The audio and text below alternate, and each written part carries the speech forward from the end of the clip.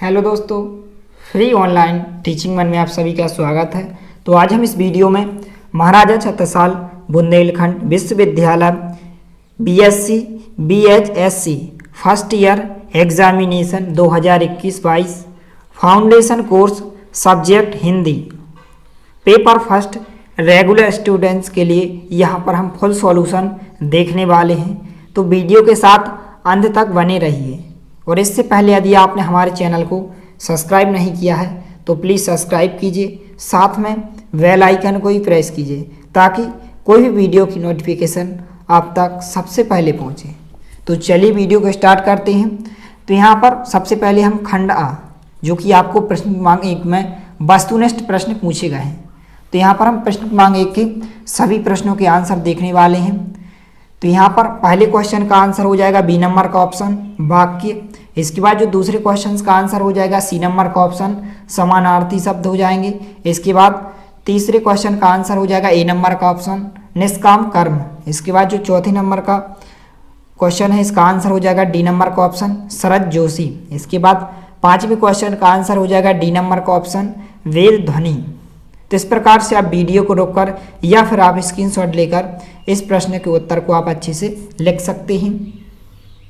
इसके बाद यहाँ पर हम खंडवा यानी कि जो लघुत्तरीय प्रश्न है आपको 3-3 मार्क्स में पूछे गए। आपको 3 प्रश्न दिए गए हैं, दूसरा तीसरा चौथा, जो कि 3-3 मार्क्स के हैं। तीनों प्रश्न आपके 9 मार्क्स के हैं।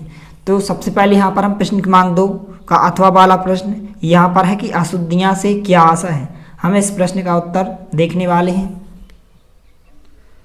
तो यहाँ पर जो अशुद्धियाँ निम्नांकित प्रकार की होती हैं। यहाँ पर पहली अशुद्धि जो होती है उच्चारणगत और वर्तनीगत अशुद्धियाँ। तो यहाँ पर आपको यहाँ से यहाँ तक, फिर सेकंड नंबर की जो होती है शब्दगत अशुद्धियाँ। तो आपको शब्दगत अशुद्धियाँ में आपको यहाँ से यहाँ तक लिखना है। इसके बाद जो तीसरी अशुद्धि होती है शब्द अर्थगत अशुद्धियाँ। तो यहाँ पर आपको यहाँ से यहाँ तक लिखना है। फिर इसके बाद यहाँ पर इस प्रकार से आप उदाहरण भी दे सकते हैं, आपको यहाँ से यहाँ तक लिखना है। इसके बाद जो चौथी अशुद्धि होती है वाक्यगत अशुद्धियाँ। तो इस प्रकार से आपको यहाँ से यहाँ तक लिख लेना है। तो आप वीडियो को रोककर या फिर आप स्क्रीनशॉट लेकर इस प्रश्न के उत्तर को आप लिख सकते हैं। इसके बाद यहाँ पर हम प्रश्न क्रमांक 3 का अथवा वाला प्रश्न है जो एकार्थी शब्दों से क्या आशा है, उदाहरण सहित लिखिए। तो हम इस प्रश्न का उत्तर देखते हैं। तो इस प्रकार से आपके प्रश्न क्रमांक 3 का आंसर हो जाएगा यहाँ पर जो एकार्थी शब्द की परिभाषा है आपको यहाँ से यहाँ तक लिखना है। फिर इसके बाद आपके इस एग्जाम्पल भी आप लिख सकते हैं। पहला एग्जाम्पल हो जाएगा, दूसरा, तीसरा और चौथा। चाहे तो आप और एग्जाम्पल भी लिख सकते हैं। तो इस प्रकार से आप वीडियो को रोककर इस प्रश्न के उत्तर को आप लिख सकते हैं। इसके बाद यहाँ पर जो प्रश्न क्रमांक 4 का अथवा वाला प्रश्न है कि पल्लवन से क्या आशा है स्पष्ट करें। तो हम इस प्रश्न का उत्तर देखते हैं। तो इस प्रकार से आपके प्रश्न क्रमांक 4 का आंसर हो जाएगा आपको यहाँ से यहाँ तक लिखना है। तो आप वीडियो को रोककर इस प्रश्न के उत्तर को आप लिख सकते हैं। तो इस चैनल पर आपको सभी विषयों के सबसे पहले हल सहित सॉल्यूशन प्रोवाइड करा दिए जाएंगे। इसके बाद हम आगे बढ़ते हैं कि खंडसा में आपको दीर्घोत्तरीय प्रश्न दिए गए हैं जो कि आपके 4-4 मार्क्स के हैं। कुल 16 मार्क्स के हैं। आपको 4 प्रश्न दिए गए हैं। तो यहाँ पर सबसे पहले हम प्रश्न क्रमांक 5 देखते हैं। तो यहाँ पर प्रश्न क्रमांक 5 है कि पूस की रात कहानी का कथा साल लिखिए। तो हम इस प्रश्न का उत्तर देखते हैं। तो इस प्रकार से आपके प्रश्न क्रमांक 5 का आंसर हो जाएगा सबसे पहले आपको यहाँ से यहाँ तक,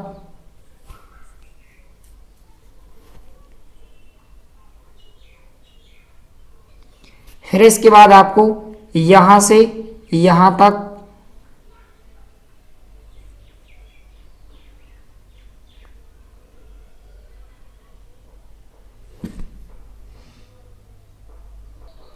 फिर इसके बाद आपको यहाँ से लेकर यहाँ तक लिखना है।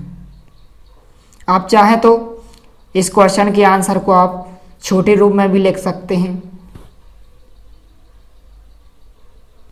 फिर इसके बाद आपको यहाँ तक लिखना है। तो आप वीडियो को रोककर इस प्रश्न के उत्तर को आप अच्छे से लिख सकते हैं। इसके बाद यहाँ पर जो प्रश्न क्रमांक 6 है कि भगवान बुद्ध का व्याख्यान संक्षेप में लिखिए। तो हम इस प्रश्न का उत्तर देखते हैं। तो इस प्रकार से आपके प्रश्न क्रमांक 6 का आंसर हो जाएगा, आपको यहाँ से यहाँ तक लिखना है। तो आप वीडियो को रोककर इस प्रश्न के उत्तर को आप अच्छे से लिख सकते हैं। इसके बाद प्रश्न क्रमांक 7 है कि अवसर नामक व्यंग्य में लेखक ने मनुष्य की किस मनोवृत्ति की ओर इशारा किया है। तो हम इस प्रश्न का उत्तर देखते हैं। तो इस प्रकार से आपके प्रश्न क्रमांक 7 का आंसर हो जाएगा। तो आपको यहाँ से यहाँ तक लिखना है।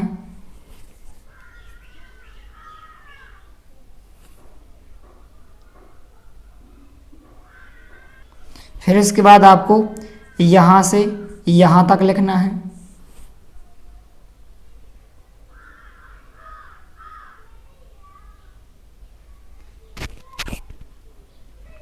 फिर इसके बाद आपको यहाँ से यहाँ तक लिखना है। तो आप वीडियो को रोककर इस प्रश्न के उत्तर को आप अच्छे से लिख सकते हैं।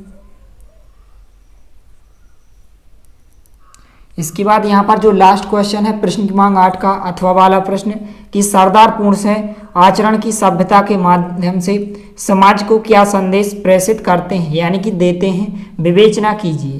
तो यहाँ पर हम इस प्रश्न का उत्तर देखते हैं। तो इस प्रकार से आपके प्रश्न क्रमांक 8 का आंसर हो जाएगा। तो आपको यहाँ से लेकर यहाँ तक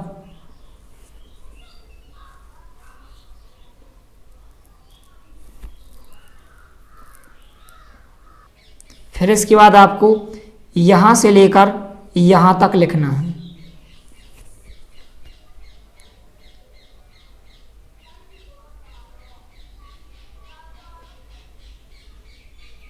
फिर इसके बाद आपको यहाँ से लेकर यहाँ तक लिखना है।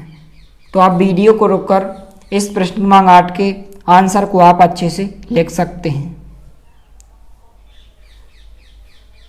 यदि वीडियो पसंद आए तो प्लीज़ लाइक कीजिए, दोस्तों के साथ शेयर कीजिए और यदि आपने हमारे चैनल को सब्सक्राइब नहीं किया है तो प्लीज़ सब्सक्राइब कीजिए। इस चैनल पर आपको सबसे पहले सभी विषयों के हल सहित सॉल्यूशन पेपर सबसे पहले प्रोवाइड करा दिए जाएंगे।